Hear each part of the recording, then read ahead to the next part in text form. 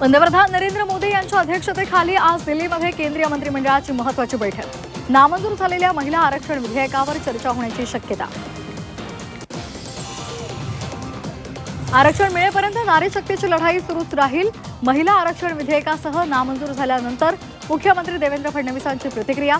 तर महिलांच्या आरक्षणाचा हक्क हिरावून घेतल्याचा राहुल गांधींनी आनंद साजरा करावा, फडणवीसांची टीका। महिला आरक्षणाच्या आडून देशाच्या संविधानाची व्याख्या बदलण्याचा डाव फसला। काँग्रेसचे नेते राहुल गांधींचा मोदी सरकारवर हल्लाबोल। तर स्त्री शक्तीच्या अपमानाचे परिणाम भोगावे लागतील, अमित शहांचा इशारा। राष्ट्रीय महिला आयोग आज चौकशीसाठी नाशिकमध्ये महिला अत्याचार प्रकरणाचा आढावा घेणार। पीडितांच्या तक्रारी थेट ऐकून नोंद केली जाणार।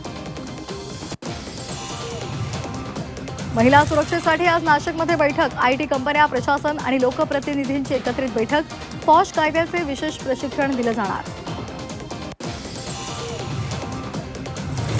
इराण अमेरिका तणावादरम्यान जगाला मोठा दिलासा अखेर इराणकडून। होर्मुझची सामुद्रधुनी पूर्णपणे खुली। आंतरराष्ट्रीय व्यापाराच्या दृष्टीने सकारात्मक पाऊल। परतवाडा लैंगिक अत्याचारामधील आरोपी अयानच्या वाढदिवसाला हजेरी लावणाऱ्या पोलिसांना दणका। झी 24 तासच्या बातमीनंतर पोलीस अधीक्षकांकडून तिघांवर निलंबनाची कारवाई। एक अधिकारी आणि 2 पोलीस शिपायांचं निलंबन। जितेंद्र शेळकेंच्या अपघाती मृत्यूवर अनेकांना शंका। सत्य बाहेर येऊ नये यासाठी जितेंद्र शेळकेंचा अपघात घडवल्याचा तृप्ती देसाई आणि सुषमा अंधारेंना संशय। मुंबईमध्ये 164 शाळा अनधिकृत। मुंबई मनपाकडून अनधिकृत शाळांची यादी जाहीर। चेंबूर गोवंडी भागात सर्वाधिक अनधिकृत शाळा। हजारो विद्यार्थ्यांचं भवितव्य टांगणीला।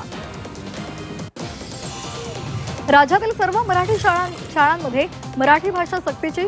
राज्य सरकारचा मोठा निर्णय। नियम मोडल्यास 1 लाख रुपये दंड, तसंच शाळेची मान्यताही रद्द होणार। रिक्षा टॅक्सी चालकांसाठी मराठी सक्ती केल्याच्या निर्णयावरून मुंबई हायकोर्टाची राज्य सरकारला नोटीस। मराठी सक्तीचा निर्णय असंवैधानिक असल्याचा नोटीशीत दावा।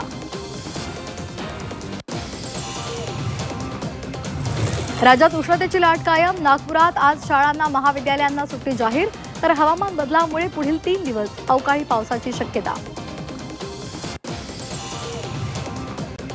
नागपुरात उन्हाचा कहर। उद्या शाळा आणि कॉलेजला सुट्टी जाहीर। उष्णतेची तीव्रता वाढण्याचा अंदाज। 1 जूनपासून राज्यातील सर्व सुलभ शौचालयाची सेवा मोफत। बस स्थानक परिसरातील सुलभ शौचालय मोफत होणार। परिवहन मंत्री प्रताप सरनाईक यांची मोठी घोषणा। डोंबिवलीमधील टोल गेल्यामुळे नागरिक खड्ड्यामध्ये पडला। रस्त्याचे काम सुरू असताना नागरिकाचा टोल गेल्यामुळे अपघात। कोकणामध्ये बैलगाडी शर्यतीचा धुळा। चिपळूणमध्ये कादवड कालभैरव चषकाचा उत्सव। चित्तथरारक शर्यतीचं दृश्य ड्रोनमध्ये चित्रित।